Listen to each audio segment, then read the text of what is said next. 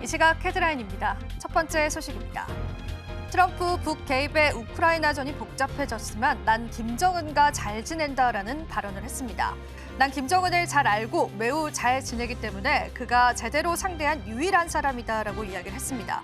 북한이 개입하면 매우 복잡하게 일이 진행되겠지만 그래도 남북 경협에 관한 가능성들이 시사됐다라는 분석이 나옵니다. 두 번째 헤드라인입니다. 국내 제약사가 개발한 38번째 신약이 허가받았습니다. 비보존 제약이 개발한 비마약성 진통제 어나프라주인데요. 식품의약품안전처는 국내에서 개발된 38번째 신약을 허가했다라고 밝혔습니다. 기존 마약 진통제 또는 비스토로이성 소염제와는 다른 새로운 기전을 가진 치료제로 오늘 관련주들의 움직임들도 주목해 보시면 좋겠습니다. 세 번째 헤드라인입니다. 중국의 경기부양책 기대감에 엔터주들의 상승세가 이끌고 있습니다. 중국 정부는 전방위로 국내 수요를 확대하고 소비 진작을 위한 특별 조치를 취할 것이다라고 이야기를 했고 그에 따라서 엔터주뿐만 아니라 미디어 컨텐츠주들의 상승도 오늘 시장에서 눈에 띄는 모습입니다. 마지막 헤드라인입니다. 의료기기 제조기업인 이오플로우가 연속 하한가의 첫날이었던 이날 4일 대표 가족과 일부 임원이 보유하고 있던 자사주를 매도한 것으로 나타났습니다. 소송 패소 가능성에 4일부터 6일까지 가격 제한권까지 급락했고 9일에도 28% 추락했습니다. 다시 말해서 대표 가족과 임원은 하한가에 잠기기 직전 아직 거래가 가능할 때 주식을 팔아치웠다라는 분석입니다. 또한 일부 임원은 절반 가격에 다시 매수해서 차익을 얻었다라는 분석도 나오고 있습니다.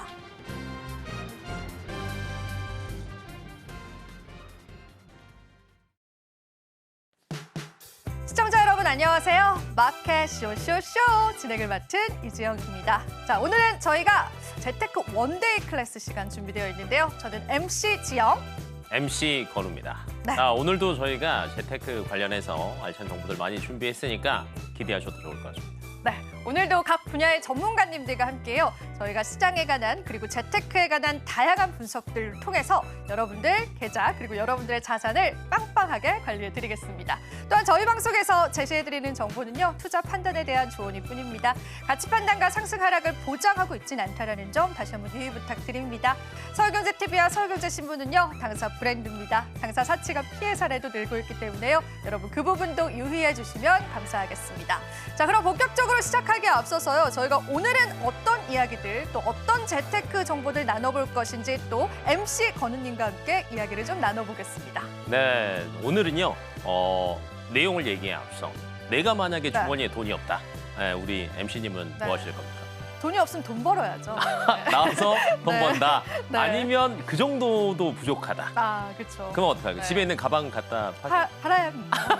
네. 굉장히 더듬고 있는데 뭐 이제 요즘에 뭐 당근 거래나 뭐 이런 중고 거래들도 있으니까 많이 하시는데 뭐 그런 것들도 하겠지만 그래도 부족하다 싶을 때 사람들이 가장 먼저 내가 가지고 있는 것 중에서 처분하는 금융 상품이 하나 있습니다. 오. 네, 대표적인 게 보험이라고 생각하시면 되는데 이게 처분한다라는 게 사실은 없을 때 더 필요한데 이거 애매한 거 아니야? 잘 모르겠어 해서 없애는 경우가 굉장히 많은 것 같아요. 그래서 저희가 오늘은 보험 200% 확인하는 방법에 대해서 활용하는 방법에 대해서 말씀드리겠습니다. 야, 너무 솔깃한데요. 자, 우리가 그동안 보험 상품 중 일부를 정리할 수 있다라고 한다면 그 부분에 관한 힌트를 오늘 한번 저희가 얻어볼 수 있을 것 같습니다. 자, 그럼 저희 이제 재테크 원데이 클래스 한번 출발해 보겠습니다. 재테크 원데이 클래스 지금 본격적으로 출발합니다.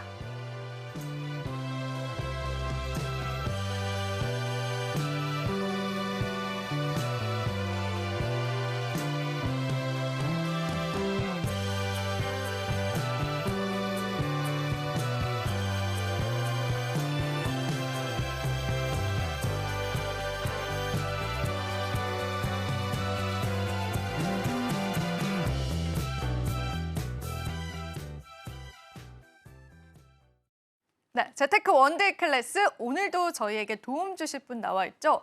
대표님 오늘은 어떤 분께서 함께 해주셨을까요? 네, 오늘 저번에도 한번 나오셨는데 그 자산 관리의 고수님을 또 여신님. 네, 여신이라고 해야 돼. 수정하겠습니다. 고수 겸 여신인 이해나 이사님 모셨습니다. 네, 이사님 안녕하세요. 네, 안녕하세요. 프로모스 자산관리센터의 이해나 이사가 아니라 대표입니다. 맞네요. 지금 했는데 제가 또 이렇게 말 실수를 했네. 큰일 났을 뻔했습니다, 대표님. 그죠? 네. 네. 네, 그러면 오늘은 대표님 어떤 이야기, 어떤 챕터를 좀 저희가 열어볼 수 있을까요? 많은 분들이 노후 준비에 대한 필요성에 대해서 다들 느끼고 계실 텐데요. 오늘은 3층 연금인 개인연금을 잘 준비할 수 있는 방법에 대해서 알려드리도록 하겠습니다. 앵커님 노후 준비하고 계세요? 저는 이제 국민연금 들고 있습니다. 너 목소리가 갑자기 확 꺾이지? 네, 국민연금 준비하고 있습니다. 이러면서 이 머리는 기본이죠. 뭐죠? 네. 그것만 하고 있다. 네, 그리고 전 배당주. 배당주에 나는 꾸준하게 투자하고 있다. 네. 뭐 여러 가지 방법들이 있겠지만 사실은 이제 국민연금에는 말도 요즘에 최근 들어서 굉장히 많잖아요. 그렇죠. 네. 특히 이제 젊은 친구들, 뭐 이 중에서 이제 제가 어찌됐건 가장 그래도 마지막으로 혜택을 볼 수 있을 것 같은데 저보다 어리신 분들 같은 경우에는 혜택 못 보는 거 아니야라는 것들도 조금 고민들을 많이 하시는 것 같아요. 그러다 보니까 뭐 국민연금을 대안, 우리가 뭘로 또 준비를 해야 될까라는 걸 고민들이 많으실 것 같아서 저희가 이제 개인연금에 대해서도 오늘 얘기를 한번 해볼까 합니다. 네, 좋습니다. 네. 자, 그러면은 저희가 또 하나하나 좀 이야기를 좀 뜯어보면 좋을 것 같은데요. 자, 오늘 챕터 한번 좀 열어보면서 저희가 네. 하나하나 이야기 조금 나눠보도록 하겠습니다. 자, 오늘 챕터 1입니다. 보험에 관한 200% 활용도에 관해서 한번 이야기 나눠볼 텐데 개인연금, 앞서서 말씀해 주신 것처럼 이 개인연금을 우리가 어떻게 잘 활용을 해볼 수 있을지 한번 이야기 좀 들어보겠습니다. 네, 개인연금 같은 경우에는 사실은 국민연금에 조금 불만이 있다 보니까 이거 그러면 국민연금을 대안으로 해서 개인연금을 해야 돼라고 이제 생각하시는 분들이 많은데 저희가 그냥 일반적으로 한번 생각을 한번 해볼게요. 누군가는 다 은퇴를 합니다. 그리고 이제 제 주변에도 항상 물어보면 은퇴 언제 할 거예요?라고 물어보면 모든 공통적인 답변이 하나 있습니다. 빨리 할 겁니다. 그리고 은퇴하면 뭐 하실 겁니까? 라고 하면 먹고 놀 겁니다. 하이어족이 요즘 네, 유행이잖아요. 맞습니다. 하이어족. 그러니까 빨리 해서 빨리 쉬고 싶다. 근데 놀 때는요, 돈이 들어가잖아요. 네. 네, 생활비 은퇴하시면 얼마 들어간지 아세요? 네, 보이시는 것처럼 300만 원이 넘게 들어간답니다. 네, 근데 여기에서 국민연금이 우리가 차지하는 비중 자체는요, 굉장히 낮아요. 국민연금 평균적으로 얼마 받는지 아세요? 1인당? 전 알아요. 60만 얼마요? 원 정도 받죠. 맞습니다. 60만 원대 한 네. 65만 원 정도 받거든요. 네. 근데 전체 생활비가 한 360 정도 필요하다라고 네. 얘기를 하는데 65만 원이 국민연금이 되는 거예요. 그럼 나머지 부분에서 퇴직연금과 개인연금으로 보강을 해야 되거든요. 그래서 이런 것들을 조금 보강할 수 있는 게 개인연금이다라고 생각을 하시고 아니면 뭐 저희 앵커님처럼 꾸준하게 배당주 네. 해가지고 그 나머지 300만 원을 거기서 가져오는 것도 나쁘지는 않다라고 봐요. 그래요? 네, 근데 이제 무수히 많은 금융의 방법 중에 그쵸. 개인연금도 있다라는 것들을 오늘 잘 알아두시면 좋을 것 같습니다. 그래서 연금 준비도 저희가 스스로 알아서 해야 되는 것 네. 같은데 개인연금 쪽에 관해서는 시청자분들이 좀 잘 모르시는 것 같기도 하고 저도 찾아본 적이 있었는데 뭐 너무 많다라고 해야 맞죠. 될까요? 어렵죠. 상품이? 그래서 어떻게 분류를 해야 되고 우리가 어떤 기준으로 좀 잡아서 가입을 해야 되는지 좀 어려운 부분이 있어서 오늘 그런 부분들 좀 네. 도와주시면 감사할 것 같아요. 네, 그럴 것 같습니다. 네, 개인연금 종류에 대해서 한번 알아보도록 하겠습니다. 이제 개인연금은 어느 세제 혜택을 언제 받느냐에 따라 크게 두 가지로 분류가 됩니다. 첫 번째는 세제 적격, 그리고 두 번째로는 세제 비적격입니다. 세제 적격은 납입 단계에서 세액공제 혜택을 받는 상품이고요. 그리고 세제 비적격은 납입 단계에서 별도의 세제 혜택은 없지만 연금을 수령하는 단계에서 단 한 푼의 세금도 발생하지 않는 비과세 상품입니다. 이 세제 적격 상품에는 연금저축보험 그리고 연금저축 펀드가 해당이 되고요. 그다음에 세제 비적격 상품에는 연금보험이 해당이 됩니다. 쉽게 구분하는 법을 알려드릴 텐데요. 이제 세제 적격은 연금저축이라는 말이 붙어 있습니다. 그리고 세제 비적격인 비과세 상품은요. 저축이 빠진 연금보험 이렇게 명칭이 사용이 되기 때문에 상품명에 연금저축이 붙어 있으면 세액공제, 상품명에 연금보험, 저축이 빠진 연금보험으로 쓰여 있으면 비과세 연금보험이구나라고 생각을 해주시면 될 것 같습니다. 이해하셨죠? 네, 아주 쏙쏙쏙 이해가 됐는데요, 대표님. 그런데 이 종류가 그래도 아직까지는 차이점을 잘 모르겠어요. 그래서 그 차이점에 관해서도 또 전문가님이 설명해 주시면 감사하겠습니다. 네, 우선 세제 적격에 있는 연금저축보험과 그리고 연금저축 펀드에 대해서 설명을 드릴 건데요. 말 그대로 연금저축보험은 보험이고 그리고 연금저축 펀드는 펀드입니다. 보험사에서도 은행의 예적금 이율처럼 이율이 반영이 되는데 그 공시율이라고 표현을 합니다. 그래서 세액공제를 다 같이 받는데 연금저축보험은 내가 납입한 금액에 대해서 그냥 아무것도 하지 않고 알아서 보험사에서 공시율로 운용을 해주는 상품이라고 생각을 하시면 되고요. 그다음에 연금저축펀드는 증권사에서 펀드 계좌를 개설을 하셔가지고 이제 내가 납입한 금액에 대해서 ETF나 펀드 등으로 자유롭게 좀 운용을 하실 수 있는 상품입니다. 예시로 나는 그냥 세액공제만 받으면 됐어. 그러니까 알아서 보험사 너가 알아서 운용해주고 그냥 조금만 이자를 받아도 되니까 나는 세액공제만 받으면 돼 하시는 분들은 연금저축보험을 선택해 주시면 되고요. 나는 은퇴부자가 될 거야. 나는 정말 백만장자로 은퇴해야지 하시는 분들은 네, 연금저축펀드 계좌를 개설하셔서 열심히 펀드나 ETF로 투자해 보실 수 있습니다. 네. 저는 백만장자로 은퇴하고 싶은데요. 만약 두 분이라면 어떤 걸 선택하시겠습니까? 안전이냐 수익성이냐. 저는 딱 봐도 보이지 않습니까? 수익. 수익. 그렇죠? 네. 네, 저도 수익입니다.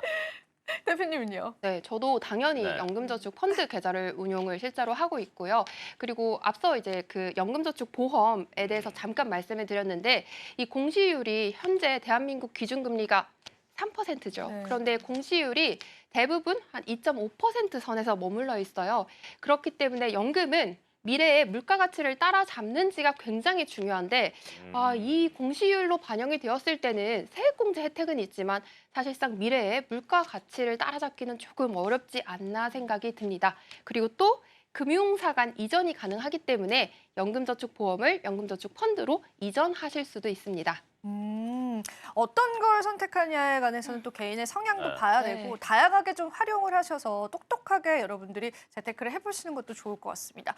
자, 이렇게 연금저축에 관해서 이야기를 나눠보니까 IRP에 관해서도 좀 짚고 넘어가면 좋을 것 같아요. IRP, 그러니까 영어가 들어가면 좀 사람들이 헷갈려해요. IRP가 도대체 뭐냐? 그럼 얘도 뭐 퇴직연금, 뭐 개인연금 뭐 이렇게 얘기했던 것 같은데라고 이제 고민들을 많이 하시는데 그 연금저축 계좌, 보험과 펀드를 통칭해서 저희가 계좌라고 얘기하거든요. 근데 연금저축 계좌랑 IRP는요 조금 성격이 다릅니다. 네, 연금저축 계좌 같은 경우에는 사실은 개인연금의 성격이 굉장히 강하고요. IRP는 퇴직연금의 성격이 강하다라고 생각하시면 될 것 같고 성격이 조금 다르다 보니까 보시는 것처럼 내용들도 조금 다릅니다. 개인 연금저축 펀드 같은 경우에는요 600만 원까지 사실은 세액공제 혜택을 받으실 수 있어요. 근데 IRP 같은 경우에는요 총 900만 원이다라고 얘기하는데 연금저축 펀드에 제가 만약 600만 원이 있다 그러면 300만 원만 더 추가로 세제 혜택을 주는 겁니다. 근데 여기서 하나 팁을 더 드립니다. 1,200만 원까지 받는 방법이 있습니다. 아, 그래요? 어떻게요? 네, ISA 계좌라고 저희가 또 공부를 해봤던 적이 지난번에? 있죠. 네. 네, 근데 그게 만기가 됐을 때 IRP 계좌에 이전을 하잖아요. 그럼 맥스 300만 원까지 세액공제 혜택을 더 줍니다.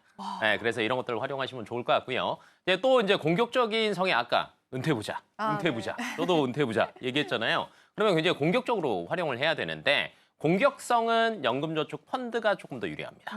왜냐하면 주식형 자산이 사실은 훨씬 더 공격적이잖아요.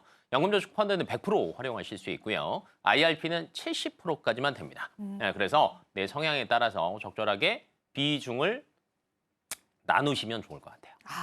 그런데 이게 세액공제 혜택을 우리가 무조건 받는다라고 해서 네. 다 좋을까? 그런 의문이 좀 들기도 하거든요. 또 의심병이 또. 네, 납입 단계에서 세액공제 혜택을 해주기 때문에 연금 수령 기간 동안에는 연금소득세가 발생합니다. 그리고 연금저축보험이나 연금저축펀드나 모두 세액공제형 상품이기 때문에 취지 자체는 국가에서 세액공제를 해주는 목적을 이제 연금으로 분류하고 있기 때문에 이제 개인에게 가입을 할 수 있도록 장려를 해주는 건데요. 그렇기 때문에 절대 중도 해지하실 이시거나 아니면 일시금으로 수령하실 생각은 하지 않아 주시는 게 좋습니다. 55세 이후부터 연금으로 수령하실 수 있고요. 그리고 중도 인출을 하시게 되거나 해지를 하시게 되면 기타 소득세 16.5%가 발생하거든요. 근데 아까 제가 세액공제가 되는 상품에 대해서 말씀을 드렸는데 이 세액공제가 되는 연금저축보험이나 연금저축펀드는 세액공제율이 13.2에서 16.5%예요. 그러니까 결국에 만약에 중도 인출을 하시거나 해지를 하시게 되면 기타 소득세 16.5%, 결국에 받았던 세액공제를 다 뱉어내야 되는 것과 동일하다고 생각을 하시면 됩니다. 그러니까 상품 자체가 연금으로 만들어졌기 때문에 당연히 연금으로 수령을 하셔야 되는 상품이라고 기억을 해주시면 좋을 것 같습니다.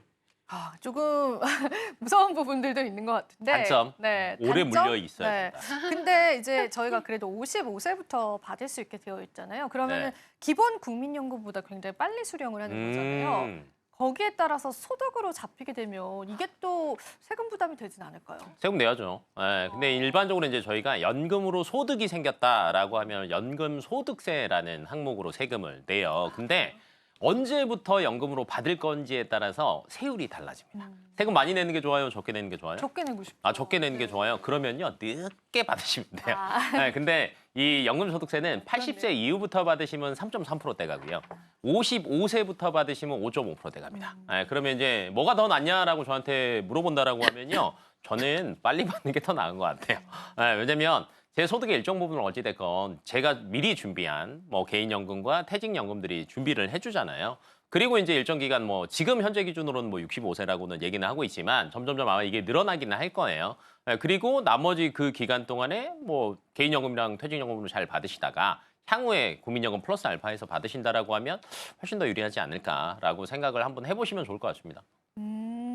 그러면은 우리가 또 원하는 재정 계획에 맞게끔 그 연금 수령의 그런 시기를 선택을 하시는 게 좀 좋을 것 같고요. 뭐 개인적인 성향도 좀 이 부분에 영향을 줄 것 같습니다. 네. 그리고 최근에 뭐 투자의 한 가지 방법으로도 많이 활용을 하시잖아요. 우리가 이 연금저축과 같은 것들을 어떻게 하면 투자적으로 활용을 좀 해볼 수가 있을까요? 네, 연금저축 펀드 계좌는 앞서 대표님께서 말씀해 주셨던 것처럼 100%까지 주식형 자산에 투자가 가능하기 때문에 매우 공격적으로 또 운용을 해볼 수 있습니다. 그래서 제가 이제 개인적으로 포트폴리오, 가장 이상적인 포트폴리오에 대해서 여러분들께 알려드릴까 하는데요. 숫자 7, 2, 1을 같이 기억해 주시면 됩니다. 일단 7은 미국 주식형 ETF, 그다음에 2는 채권형, 그리고 1은 골드, 금 자산입니다. 그래서 크게는 공격자산 7, 그다음에 안전자산 3으로 이렇게 분류가 되고요. 조금 더 상세하게 말씀을 드려보겠습니다. 미국 주식형 ETF나 펀드라고 말씀을 드렸는데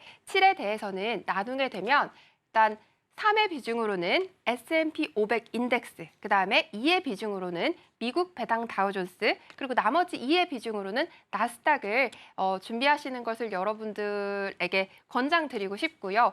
이제 대한민국 같은 경우에는 장기간 박스피에 갇혀 있었다 보니까 장기적으로 이 계좌를 운용한다라고 생각하셨을 때 우상향하는 미국 시장에 투자하시는 게 훨씬 더 장기적으로 나은 성과를 가져갈 수밖에 없을 거라고 생각이 됩니다. 그래서 이 포트폴리오는 기억을 하셨다가 여러분들께서 꼭 운용하시는데 도움이 되셨으면 좋겠고요. 야, 이렇게 다 보니까 다 미국밖에 없잖아요. 네, 한국은 버려야 되는 건가요? 또 때에 따라서 뭐 섹터나 이런 산업들을 열심히 공부하고 내가 제때 이렇게 운용을 하실 수 있는 분이라고 하면 당연히 중간중간 그렇게 포트 배분을 하면서 하시면 좋겠지만 아무렴 장기적으로 운용을 하시는 계좌이기 때문에 조금 단기적인 전략보다는 장기적으로 운용을 하시는 편을 훨씬 더 권유드리고 싶습니다. 그리고 또 제가 이렇게 말씀을 드리니까 아우 머리 아파 하시는 분들 분명히 계실 텐데요. 연금저축펀드는 세액공제 혜택이 분명히 있는 상품이라서 일단은 가져가시는 게 좋은데 나는 이런 거 내가 직접 이렇게 배분하고 이럴 자신이 없어. 너무 어려워. 뭔 소리야 하시는 분들은요. 제가 그 1회에서 TDF라는 펀드를 한번 설명드렸었습니다. 혹시 자, 물어봐야 돼요. 아시나요? TDF 뭔지. 저 모르겠어요. 죄송합니다. 타켓 데이 네. 펀드. 네.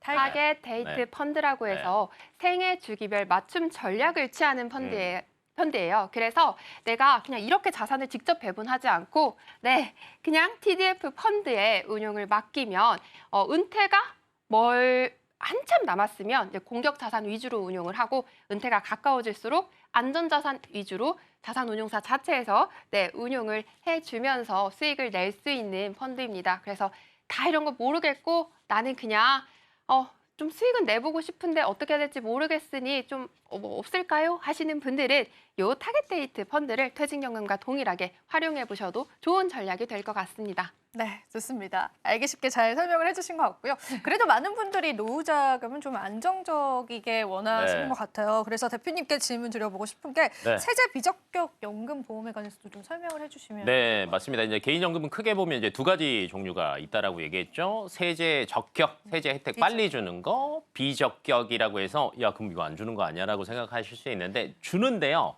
나중에 줍니다. 그러니까 먼저 주는 거는 연금 저축, 저축이라는 단어가 들어가고요. 나중에 주는 거는 연금 보험이라고 얘기를 합니다. 뭐 이제 먼저 주는 게 좋냐, 나중에 주는 게 좋냐라는 거는요. 상황에 따라 다릅니다. 뭐 예를 들면 장단점을 비교해 보시면 되는데 먼저 주는 경우에는 매년 연말정산할 때 세액공제를 받죠. 그리고 나중에 연금 받을 때 제가 뭐 낸다 그랬어요? 정신 차리시고 세금 내야죠. 세금 내야죠. 네, 연금 네. 소득세를 뭐 5.5에서 3.3%까지 나이에 낸다고. 따라서 비율이 맞아요. 다르죠. 그래서 빨리 하는 게 네. 낫다라고 알려드렸고. 근데 세제 비적격은요. 지금은 세제 혜택을 안 줘요. 근데 나중에 이자가 많이 붙을 거 아니에요? 네. 맞죠? 근데 여기에 대해서는요. 연금으로 수령하게 되면 세금을 안 냅니다. 그러니까 올 비과세예요. 괜찮은데요? 그렇죠. 네. 그래서 상황에 따라 다르다라고 말씀을 드린 게 난 먼저 받는 게 좋다. 연금저축. 나중에 받는 게 좋다. 비과세가 되는 연금보험. 이렇게 선택을 하시면 좋고요. 또 아니면 이런 방법도 있습니다. 내가 소득이 굉장히 높아요. 그러신 분들은 항상 매년 세금 내는 게 사실은 조금 아까우실 거예요. 그런 분들은 연금저축을 활용하시는 게 좋고요. 그것보다는 난 열심히 아까 나중에 노후에 부자 되고 싶으신 분들, 백만장자. 네. 백만장자, 네. 굉장히 공격적으로 해서 수익을 많이 낼 거예요. 그러면 세금 때문에 얼마나 많겠습니까? 네. 이런 분들은 완전 비과세가 되는 연금 보험을 선택하시면 좋습니다. 그러면은 만약에 이 비과세를 선택을 했다라고 한다면은 뭐 어떤 한도라든지 뭐 어떤 조건 같은 것들도 있을지 실제로 우리가 가입할 때 아셔야 될 것 같은데요. 네, 세상에 공짜는 없으니까 네, 당연히 조건이 있습니다. 네. 앞서 연금저축 펀드는 이제 중도 해지 시에 기타 소득세가 발생한다고 말씀을 드렸었던 것처럼 똑같이 연금보험도 요건이 있는데요. 연금보험은 숫자를 잘 기억해 주시면 됩니다. 일단 두 가지로 나뉩니다. 첫 번째는 월납 조건이고요. 그리고 두 번째로는 일시납 조건입니다. 월납 조건에서는 150, 5, 10을 기억해 주시고요. 일시납 조건에서는 1, 10을 기억해 주시면 됩니다. 자, 월납 조건부터 설명을 드리겠습니다. 150만 원 이하, 납입 기간 5년 이상, 그다음에 10년 유지 시에 비과세를 적용받을 수 있고요. 그리고 일시납 요건으로는 1십에서 1억까지 10년 유지 시에 비과세 혜택을 적용받을 수 있습니다. 그런데 이게 2017년 4월 이전에 이 동일한 비과세 상품의 그 한도는요. 지금은 150만 원이라는 월납의 한도가 정해져 있지만 2017년 4월 이전에는 무한이었어요. 맞아. 그래서 납입 금액이 뭐 300, 예를 들어 3천만 원이었다 하더라도 발생한 이자 차익에 대해서 일절 이자 소득세도 그다음에 연금으로 수령하시는 단계에서 연금 소득세도 없었습니다. 그래서 실제로 고액 자산가 분들이 많이들 활용하시고 계신 상품이라고 생각을 하시면 될 것 같고요. 비과세에 대해서 조금만 더 설명을 드리면 예를 들어 내가 적립금을 1억을 부었고 연금 개시하는 시점에 연금 적립금이 3억이라고 가정했을 때 이자 차익이 2억 원 정도 발생하잖아요. 근데 이 2억 원에 대해서 단 한 푼의 세금도 발생하지 않고 온전하게 내 연금으로 수령할 수 있는 구조라고 생각하시면 됩니다. 네, 너무 좋죠. 이렇게 듣기만 하면 굉장히 좋고 솔깃하기는 해요. 근데 제가 의심이 많잖아요. 수익이 계속 날 수 있을지, 뭐 위험한 리스크는 없을지, 하물며 갑자기 네. 망하지는 않을지. 네, 그러면 이제 여기에 제가 조목조목 하나 알려드릴게요. 첫 번째, 망할 수 있죠. 근데 과거에도 사실은 보험사들 굉장히 많았거든요. 그러니까요. 망한 보험사들 많습니다. 많아요. 뭐 녹십자 생명 이런 거 들어봤어요? 들어봤어요. 금호생, 이거 나이가 많은 건데 그러면? 금호생명 이런 거 들어봤죠? 네. 근데 이제 보험사들은요, 망해도 조금 그래도 리스크가 조금 낮습니다라고 말씀을 많이 드리는데 왜 그러냐면 보험사에는요, 기존 고객들이 있죠? 근데 이분들은 돈을 매달 냅니다. 그러니까 현금의 흐름이 좋아요. 그래서 그대로 인수가 되는 경우가 굉장히 많고요. 그다음에 자막에 나오는 것처럼 보험사에 그 한 번이라도 저축이나 이런 걸 해보신 분들은 이런 생각을 꼭 하십니다. 야, 근데 사업비라고 해서 돈 엄청 떼던데, 야, 실질적으로 남는 게 별로 없던데? 라고 생각을 하실 거예요. 그러면 이렇게 생각하는 사람들은요, 오늘 해결해 드리겠습니다. 보험사에는요, 기본적으로 사업비가 뭐 상품에 따라 다르긴 하지만 개인연금은요, 한 5에서 10% 정도를 수수료를 떼요. 근데 5에서 10%를 수수료를 아예 안 떼는 방법이 있습니다. 어떻게요? 알려드릴까요? 네. 추가 납입을 활용하면 됩니다. 그거는 뭐냐면 예를 들면 제가 한 달에 50만 원을 개인연금을 준비를 하고 싶어요. 예를 들면. 네. 그러면 50만 원을 다 내면 수수료 10% 계산하면 얼마 떼요? 5만 원 수수료 떼갑니다. 맞죠? 근데 25만 원을 계약하고요. 25만 원을 추가 납입하잖아요. 그러면 수수료는요. 2만 5천 원밖에 안 됩니다. 그래서 이런 것들은 이제 보험사마다 추가 납입 한도가 100%인 데도 있고 200%인 데도 있는데 그거는 조금 한번 확인해 보시면 좋을 것 같고요. 추가 납입 활용하시면 내 주머니에 수수료를 다시 집어넣으실 수 있습니다. 다양한 방법이 있는데 사실 머리가 좀 터질 것 같습니다, 대표님. 너무 많아서. 너무 많지만 우리가 또 한번 네. 복기를 해보면서 다 우리 좋자고 하는 그런 또 오늘 학습들이잖아요. 맞아요. 그래서 그런 부분들 여러분들 잘 체크를 해보시고요. 보증형 연금보험 이것도 제가 들어본 것 같은데 이것도 설명을 좀 해주시면 도움될 것 같습니다. 네, 보증형 연금보험은 뭐 말 그대로 보증을 해주는 연금보험입니다. 그러니까 아무리 투자 실적이 악화가 되더라도 보증해주는 연금인데요. 보험사가 보증해 줍니까? 안전하네요. 네. 보험사가 보증을 해주는 상품입니다. 납입 단계에서는 이 상품의 보험료로는 펀드에 운용이 되는데요. 연금 개시 시점일 때 펀드로 운용되었을 때의 계약자 적립금과 그다음에 보험사에서 미리 확약한 보증 금리와 그 금리로 적용된 적립금과 둘 중에 더 높은 것을 연금액으로 보증을 해줍니다. 현재 시중에 실제로 나와 있는 상품 중에는 약 5%에서 8%의 이율로 지금 이렇게 보증을 해주는 상품들이 출시가 되어 있는데요. 아무리 투자 실적이 악화가 되더라도 해당 금리가 절대 낮은 편이 아니기 때문에 위 금리로 연금 적립액을 연금 적립액을 지급받을 수 있다라고 하면 굉장히 유리할 수밖에 없는 구조의 상품입니다. 그러니까 쉽게 설명하면 이건 거예요. 그래, 나는 부자가 될 거야 해갖고 굉장히 공격적으로 운용을 했어요. 근데 사는 족족 마이너스예요. 그럼 어떡할 거예요? 어떡할 거예요? 나한테 따지는 거야 지금. 어떻게 하실 거냐고. 거예요? 네. 그때 이 보증형이 빛을 발합니다. 예를 들면 내가 마이너스라고 하더라도 예를 들면 보증형 8%다라고 하면요. 그래도 그 기간 동안에 8%로 계산해서 주는 거예요. 그럼 당연히 제 리스크는 그래도 떨어지는 거죠. 네. 더 공격적으로 해도 돼요. 그래서 보증형이 되는지 안 되는지도 확인을 꼭 해보시는 게 좋습니다. 네. 과거에는 이제 보통 보증형 연금이라고 하면 원금만을 보증을 해줬었거든요. 맞아요.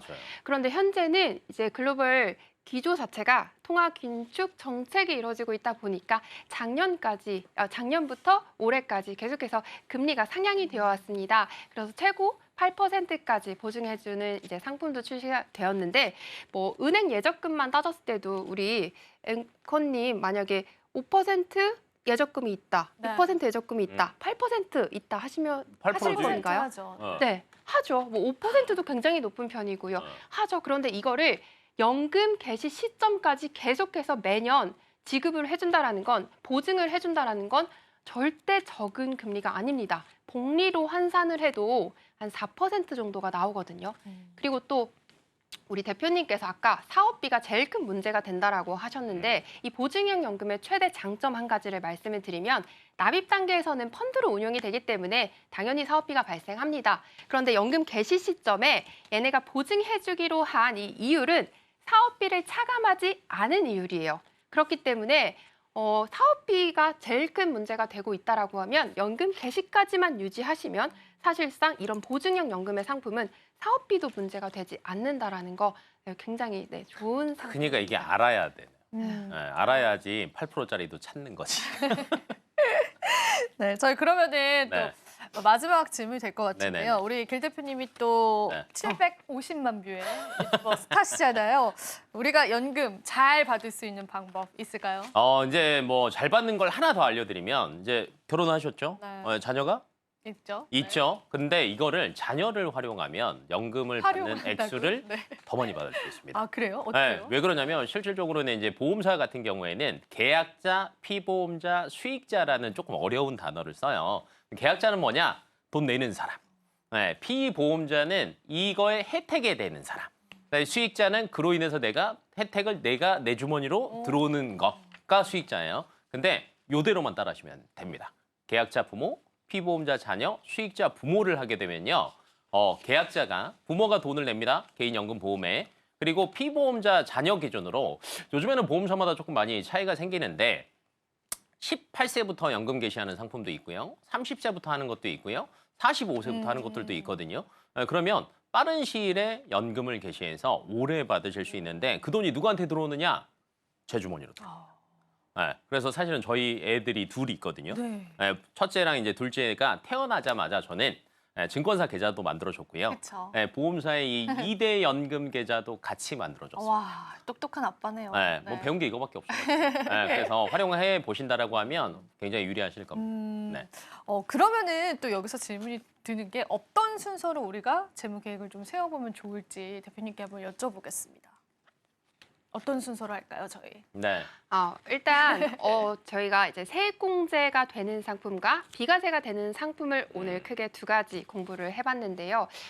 내가 소득에는 한계가 있으니까 연금 준비해야 할 필요성은 알겠어. 근데 어떻게 준비해야 되는지, 뭐부터 해야 될지 모르겠다 하시는 분들은 제가 조금 상세한 기준점을 말씀해 드리겠습니다.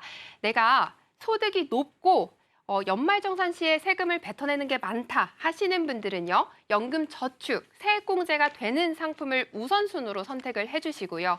그리고 소득이 없거나 소득이 낮으신 분들은 산출세액 자체가 없기 때문에 세금을 깎아줄 세액공제가 되지 않거든요. 그래서 소득이 낮거나 없으신 가정주부와 같은 분들은 비과세 연금을 우선순위로 준비해 주시는 게 좋습니다. 그런데 이제 결국 제가 생각할 때 두 가지의 이점이 있잖아요. 그래서 소득 내에서 잘 배분을 하셔서 반반 나누는 전략을 취하시는 것이 저는 가장 추천드리고 싶은 전략입니다. 자, 그러면 이제 이때쯤 이제 궁금해하신 것 중에 또 하나가 그러면 내가 버는 거에 어느 정도를 준비하는 게 좋습니까?라고 이제 고민이 많이 되실 거예요.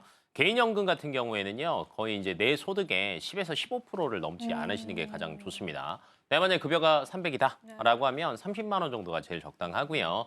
네, 뭐 500이다라고 하면 뭐 10%니까 거의 50만 원 정도. 그러니까 이 정도만 해도요. 사실은 그렇게 나쁘지는 않고요. 이 비율 기억하시면 될 것 같아요. 국민연금은 알아서 나가는 거고 퇴직연금도 제게 또 알아서 나가는 거잖아요. 그냥 내 개인연금은 내가 버는 거에서 10%는 넘지 말자. 네. 그렇게 한번 저희가 좀 이해를 해보면 좋겠습니다. 자, 그럼 저희가 이 개인연금에 관해서는 여기서 좀 이야기 마무리해봐도 괜찮을까요? 네. 좋습니다. 자, 그럼 저희가 챕터 1은 여기서 한번 마무리해보고요. 챕터 2 바로 한번 넘어가 보도록 하겠습니다. 이번에도 저희가 보험 이야기 준비했는데 네. 많은 분들이 궁금해하실 것 같아요. 펫보험입니다, 대표님. 혹시 펫들 키우세요? 저는 없어요. 펫. 없어요? 네. 펫이 없어요?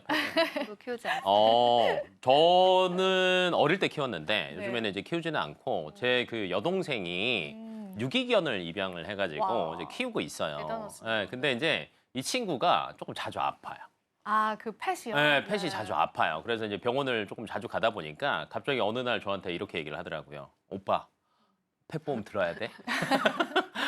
왜? 그러니까 병원비가 너무 많이 들어가. 이게 장난 아니에요. 네. 저도 주변에 지인들 많거든요. 맞아요. 와. 뭐 수술 한 번 하면요. 예. 몇백만 원 깨집니다. 약값도 장난 아닙니다. 네, 약값도 장난 아니고 심지어 이제 저는 개인적으로 이제 제 주변에도 그 이제 결혼을 했지만 비혼 뭐라고 하죠? 자녀. 자녀비요. 자녀를 굳이 안 갖고 싶어 하시는 친구들도 제법 많아요. 근데 이제 이 사람들 같은 경우는 공통적으로 제 주변을 보니까 다 펫을 키웁니다.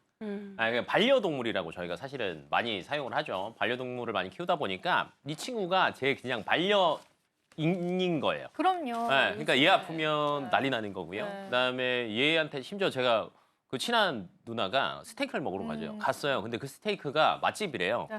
반려동물들한테 맛집이래요. 아, 그래요? 네, 그래요. 거기 가서 이렇게 먹은 적도 있고요. 네. 최근에 보니까 이제 반려동물을 키우는 가구가 뭐 1000만 가구다라는 얘기도 있지만 뭐 수치상으로 보면 거의 한 799만, 거의 800만 가구 정도 되더라고요. 근데 이제 펫보험 가입률은 사실은 굉장히 낮습니다. 그게 네. 참 신기하지 않아요? 왜냐하면 제가 또 한 통계 자료를 봤을 때는 네. 그 사람 유모차보다 강아지 유모차 판매량이 더 높대요. 그 정도로 이제 많은 분들이 네. 강아지와 고양이를 키우시는데 네. 왜 가입자 수는 이렇게 적고 또 그거에 대해서 잘 모르겠습니다. 어떻게 기준으로 저는 딱 그 마지막 말이 맞는 것 같아요. 잘 모르셔서 안 하시는 것 같고요. 그 다음에 이제 보험을 딱 항상 보면은 그 종이가 굉장히 두껍잖아요. 너무 두꺼워요. 뭔 말인지 하나도 모르겠고 진짜 주는지도 의심스럽고. 예, 그래서 뭐 800만 반려동물을 키우고 있지만 가입자 수는 거의 11만 건 정도밖에 안 돼요. 그렇군요. 예, 그래서 오늘은 이제 뭐 펫보험에 대해서 조금 자세하게 한번 알아보는 시간을 한번 가져봤으면 좋겠고요. 간단하게 펫보험을 제가 이제 비교 설명을 한번 해드릴게요. 펫보험 같은 경우에는요. 자녀가 아니죠. 펫 반려동물이 있습니다. 그러면 무턱대고 무조건 가입받고 싶다라고 해서 가입할 수 있는 건 아니고요. 가입 연령에 대한 제한이 있습니다. 네, 2개월 지나고 나서부터 10살 때까지만 가입을 할 수 있고요. 최대한 20대까지만 됩니다. 왜냐하면 이제 예를 들면 또 사람이랑 똑같다라고 생각하시면 돼요. 20대인 청년과 80대인 어르신이 보험을 가입해달라고 합니다. 그러면 보험료를 누가 더 비싸게 받아야 될까요? 어르신이 당연히 당연하죠. 네. 근데 병원을 자주 가시게 되니까. 그래서 10살이 넘어간 이후부터는 보험 가입이 안 돼요. 그래서 만약에 이제 필요하다라고 하면 미리미리 준비를 하시는 게 좋고요. 그다음에 이제 보험료는 최대 뭐 한 60만 원대까지 있는데 굳이 뭐 그렇게 비싼 거를 할 필요는 없으시고요. 여기 보면 이제 수술비, 입원비, 연간 뭐 이런 것들이 나와요. 그냥 사람들이 제일 많이 가입하는 보험이 실비보험이거든요. 그렇죠. 그러니까 펫보험이 거의 실비보험이랑 조금 유사하다라고 생각을 하시면 될 것 같아요. 그래서 뭐 입통원 하는 거, 그다음에 수술하는 거 이런 것들에 대해서 보상을 받을 수 있습니다. 네. 적어놨어요? 네, 제가 좀 적었습니다. 근데 그게 사실은 저희의 입장에서는 네. 혜택이 엄청 크다라고는 조금 느껴지지 않는 부분도 네. 있기는 한데요. 우리가 어떻게 활용하느냐에 따라서 또 다르지 않을까요, 대표님?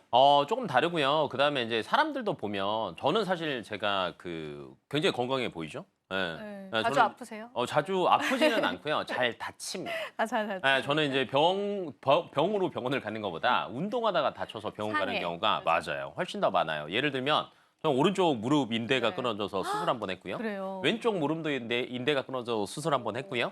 왼쪽 어깨도 끊어져서 수술 한 번 했습니다. 조심 좀 하세요. 네. 전 굉장히 조심해서 운동을 한다고 치지만 뭐 축구, 농구, 스노우보드 알겠어요. 별의별 걸로 다 다치는데 그러니까 펫도요. 다 달라요. 성격이 다르죠. 예를 들면 원래 아프게 태어난 친구들도 있고요. 아니면은 정말 굉장히 활달한 저희 집도 아들이 있거든요. 아들 키우는 부모들은 항상 시선을 떼면 안 맞아요. 됩니다. 언제 어떤 일이 맞아요. 벌어질지 아무도 몰라요. 그래서 본인의 펫의 성향을 잘 보시면 될 것 그렇네요. 같아요. 네. 예를 들면 얘가 너무 까분다. 그러면 관절 수술이나 이런 수술할 경우가 많이 생기고요. 아니면 계속 골골골대는 애들이 사실은 있어요. 조금 아픈 애들. 그런 친구들 같은 경우에는 사실은 병원을 자주 왔다 갔다 하셔야 됩니다. 그래서 이런 친구들은 저는 그래도 가입하는 게 훨씬 더 경제적으로도 이득이고 사실 키우는 친구들한테 제가 물어보니까 언제가 제일 미안해라고 물어볼 때 그 펫을 키우시는 분들이 어찌됐건 젊으신 친구들도 굉장히 많잖아요. 근데 그분들은 얘가 아픈데 다 해주고 싶은데 자기가 돈 생각할 때가 가장 가슴이 아프대요. 근데 이제 그런 것들을 조금 보완할 수 있는 게 펫보험이라고 생각하시면 될 것 같고요. 그래서 제가 펫보험 체크리스트를 하나 네. 준비를 했습니다. 잘 모르겠다. 이거 캡처하십시오. 우선은 내가 들어가는 여러 가지 돈에 대한 부담을 덜어주는 거고요. 갱신형이어서 사실은 보험료는 조금 바뀔 수 있으니까 체크하셔야 돼요.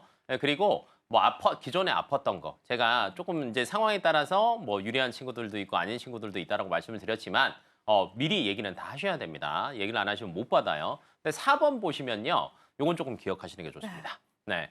특약을 가입을 하면요. 내 반려동물이 남한테 손해를 끼쳤어요. 그러면 이것도 보상을 해줍니다. 예를 들면 굉장히 공격적인 애들 있죠. 지나가다 막 물거나. 무서워요. 네. 그러면 이제 키우는 사람 입장에서는 굉장히 좀 미안하거든요. 그쵸. 근데 상대방들이 만약에 진짜 피해를 많이 받았어요. 병원비도 나왔습니다. 그럼 어떻게 해야 돼요? 제 돈으로 줘야 되죠? 그러네야죠. 근데 이 특약이 있으면요. 보상해 줍니다. 그래서 이런 것들도 조금 잘 알아두시면 좋고요. 그다음에 제일 많이 물어보는 질문이 저 5번째입니다. 발치. 스케일링, 아, 미용, 중성화. 중성화, 그죠? 성대 제거 이제 많이 짓는다고. 많이, 아파트 키우시는 분들은 또 저거 의외로 많이 네. 하거든요. 근데 이거는요. 사람 보험이랑 똑같아요. 선택 사항이잖아요. 네. 네, 그래서 그렇네요. 보상이 안 됩니다. 네, 그래서 이런 것들까지 고려를 해서 선택하신다라고 하면 저는 훨씬 더 유리하지 않을까 싶습니다. 약간 성형수술 같은 거네요. 맞아요. 선택사항은. 네, 성형수술 된다고 하면 저도 싹 받고 싶거든요. 네, 근데 이미 안 돼. 잘생기셨어요. 안 네. 됩니다. 알겠습니다. 아쉽게. 그러면은 네. 그 특약 보장 내용이 조금 더 자세히 보면 좋을 것 같아요. 사실 음. 저희가 뭐 사람에게 그 입히는 상해에 관해서도 뉴스 네. 보도도 얼마 전에 많이 됐었고 네네네. 내 펫이 누군가에게 상해를 입혔을 때 그 음. 보장의 범위는 어느 정도일까요? 그것도 이제 저희가 또 표로 준비를 했어요. 왜냐면 말로 하면 이제 기억을 다 잘 못 하시니까 이거 보면은 이제 조금 아실 것 같고요. 근데 이거는 이제 보험료를 얼마 내느냐에 따라서 한도는 조금 달라질 수 있습니다. 근데 저는 과다한 보험은 별로 사실은 안 좋아하는 성격이고요. 그다음에 제가 펫을 키우시는 분들 입장에서 본다라고 하면 사실 하루에 한 번 산책 대부분 시키시지 않으세요? 그렇죠. 근데 산책시킬 때 가장 걱정하시는 부분 중에 하나가 우리 아이가 남들한테 피해를 끼치면 어떡하냐라고 생각들을 많이 하시는데 저기 배상 책임이라는 항목이 보이실 겁니다. 한 사고당 1,000만 원까지 보상을 해줍니다. 무슨 말이냐? 물렸어요? 병원비 치료 나왔습니다. 관련 서류 제출하시면은 어찌됐건 보상을 해주고요. 또 이제 본의 아니게 뭐 예를 들면 정말 최악의 상황을 한번 해볼까요? 직접적으로 물지는 않았어요. 놀랬습니다. 근데 그분이 지나가다가 뒷걸음질을 치다가 넘어져서요. 수술을 크게 했다라고 쳐보세요. 그러면 이거에 대한 것도 사실은 그 반려동물의 주인이 개인적인 돈으로 다 해줘야 되거든요. 근데 이런 것들도 보상이 사실은 다 돼요. 그러면 사실 반려동물을 키우면서 우리 아이가 아픈 것도 걱정을 해야 되지만 우리 아이가 남들한테 피해를 끼치는 것도 걱정을 하셔야 되는데 이거 보험료도 얼마 안 해요. 아, 그래요? 네, 그래서 내가 만약에 펫보험이 있다라고 하시는 분들도 이거 들어가 있나 확인 한번 해보시고요. 없으신 분들도 아 그래 우리 강아지가 화이팅이 넘쳐 이러신 분들은 꼭 저 항목을 확인해 보시면 좋을 것 같습니다. 사실 펫을 키우는 입장에서는 이런 부분들도 우려가 되거든요. 맞아요. 내 아이가 아픈 것도 우려가 되지만 누군가에게 조금 상해를 입히면 어떨까 그런 좀 우려감들도 있는데 우선은 제가 앞서서도 이제 대표님께 설명을 해주셨지만 네. 나이 제한이 좀 있더라고요. 네, 그 나이 2개월. 제한을 두는 이유가 있을까요? 아까 심플합니다. 말 그대로 사람이랑 똑같이 강아지들은 곱하기 6 하나요? 나이에? 아 저도 그거는 네, 한 6에서 7 정도 하더라고요. 그러니까 강아지 나이로 10살이다 그러면 60대에서 70대인 거예요. 그러니까 당연히 병원을 갈 일이 많아지겠죠. 그러니까 저희 부모님들도 보면은 이제 60대 후반이신데 관절을 오래 썼잖아요. 근데 강아지들이 가장 많이 하는 수술 중에 하나가 뭐가 있냐면은 관절 수술 많이 합니다. 근데 관절 수술이 돈이 많이 들어요. 사람도 많이 들어가지만 강아지들도 많이 들어갑니다. 근데 이게 만약에 10살 이후에도 가입을 하게 해준다라고 하면 너무 피해가 많겠죠. 그러면 이 보험료는 더 올라갑니다. 그래서 실질적으로 혜택을 보는 게 많이 달라질 수 있어서 나이 제한을 조금 두는 거고요. 그러면 이제 2달부터 10년, 10살까지. 10살까지 네. 된다라고 했잖아요. 언제가 가장 적당하냐라는 게 사실 고민되실 그것도 거예요. 고민돼요. 제가 보니까 한 살 이후에 하시는 게 저는 나쁘지 않은 것 같아요. 그래요? 왜요? 네, 왜냐면 전에 하면 안 되나요? 처음에 했는데 이 친구가 너무 건강할 수도 있어요. 아, 그래요? 좀 아깝다라고 생각하실 경우도 네, 있고요. 아. 건강한데 얌전할 수도 있잖아요. 네. 그러면 얘들과 사실 다칠 일이 별로 없을 거예요. 그러면 이제 내가 나중에 돌려받는 것도 아니고 앞에서 잠깐 뭐 장례비 뭐 이런 것들도 있었지만 크지도 않습니다. 그래서 가장 좋은 거는 한 살 이후에 이 친구의 상태를 한번 보시고 선택을 하시는 게 저는 가장 좋은 것 같아요. 아, 이런 부분들 참고하면은 우리 또 반려동물 키우시는 분들한테 네. 분명히 도움이 될 것 같고요.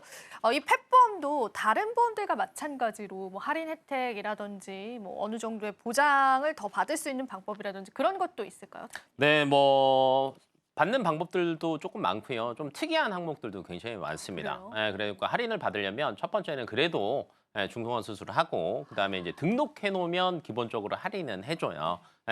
그래서 이제 그런 것들은 꼭 진행을 같이 하시는 게 좋고요. 근데 요즘에는 굳이 그게 아니어도 병원 가면요 항상 물어봐요.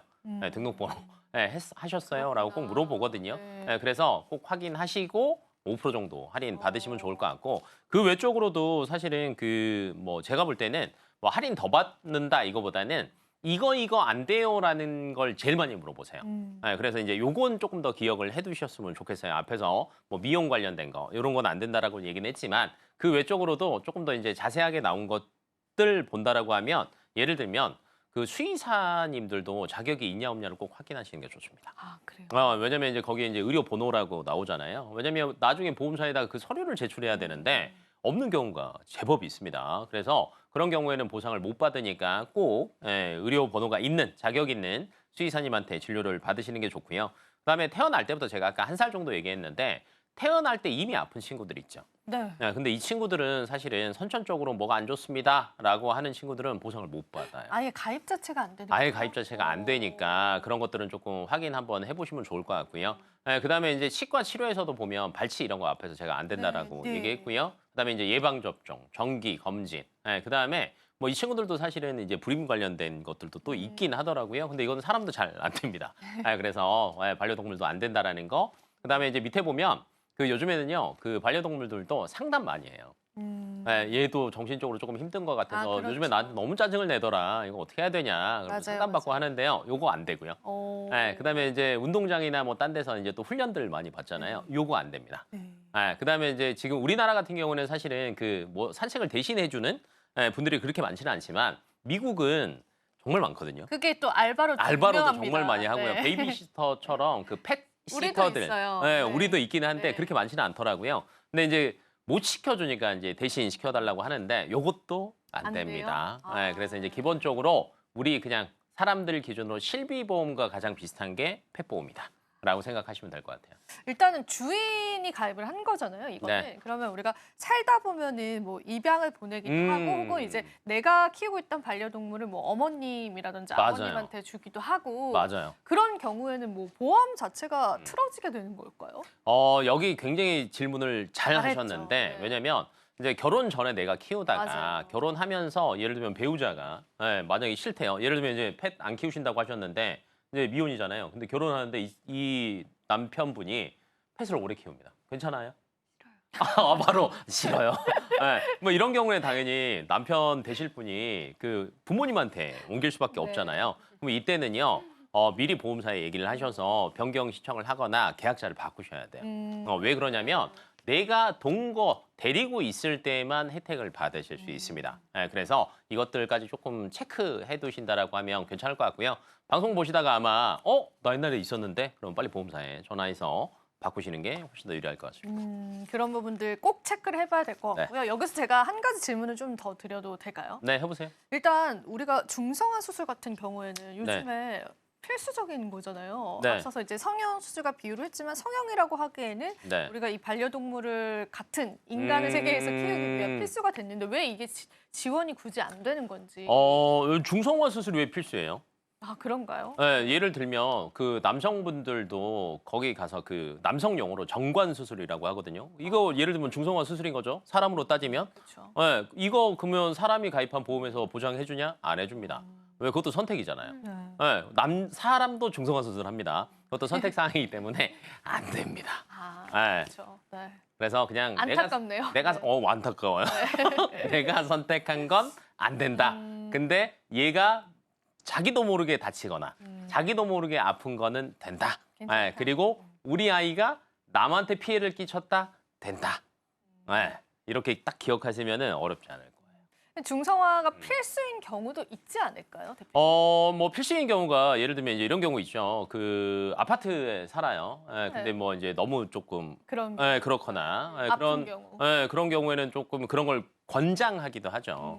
이사 가십시오. 아, 그러니까 안 된다. 무조건 안 됩니다. 되는 방법이 없다. 없다. 네, 그렇게 이해를 좀 해보면 좋겠네요. 안 됩니다. 그러면 혹시 의외로 보상이 되는 항목도 있나요? 의외로? 의외로 되는 건 아까 배상 책임 기억하시면 좋을 것 그거, 같고요. 그거. 네. 하나 알려드리면 이제 저도 그 사람도 배상 책임 항목이라는 게 있어요. 이거는 이제 사람 것까지 우리가 합쳐서 제가 설명을 하나 해드리면 어린 자녀가 있습니다. 그럼 어른들의 보험에도 배상 책임이라는 특약이 있습니다. 근데 여기에 가족 배상 책임, 가족 일상 배상 책임이라는 단어가 들어가면 내 가족에 돼 있는 우리 자녀들이 예를 들면 남의 집 갔습니다. 근데 뭐 아니면 요 앞에 TV가 지금 괜찮은 게 있어요. 근데 지나가다 보면 이 친구들은 저게 안 보여요. 지네끼리 막 부딪히죠? 뛰어놉니다. 근데 탁 건드려갖고 이게 과장 하고 자빠졌습니다. 네. 그러면 이제 제 지인은 저한테 어떻게 할까요? 굉장히 안쓰러운 눈빛을 보냅니다. 야, 저거 어떻게 할 거야? 그러면 이제 저는 만약에 배상 책임이 있다, 당당하게 얘기하시면 됩니다. 내가 물어줄게. 그래서 뭐 수리 비용이랑 등등등 서류 있거든요. 이제 그런 거 제출하시면 다 받을 수 있고요. 강아지도 마찬가지예요. 저희 강아지가 어찌됐건 그런 피해를 입혔다? 그럼 청구하시면 됩니다. 네, 좋습니다. 자, 이렇게 해서 저희가 오늘 펫 보험까지도 함께 이야기를 나눠봤습니다. 자, 오늘도 대표님과 또 대표님과 함께 하게 됐는데요. 자, 오늘도 좋은 시간 만들어주셔서 감사하고요. 저희는 다음 주 이 시간에 그리고 또 한 주 더 지나서 재테크 원데이 클래스로 찾아올게요. 또 저희 방송에서 제공해드리는 정보는요. 투자 판단에 대한 조언일 뿐입니다. 가치 판단과 상승 하락 보장하고 있지는 않다는 점 다시 한번 유의 부탁드립니다. 자, 여러분 오늘도 저희 방송 시청해주셔서 고맙습니다.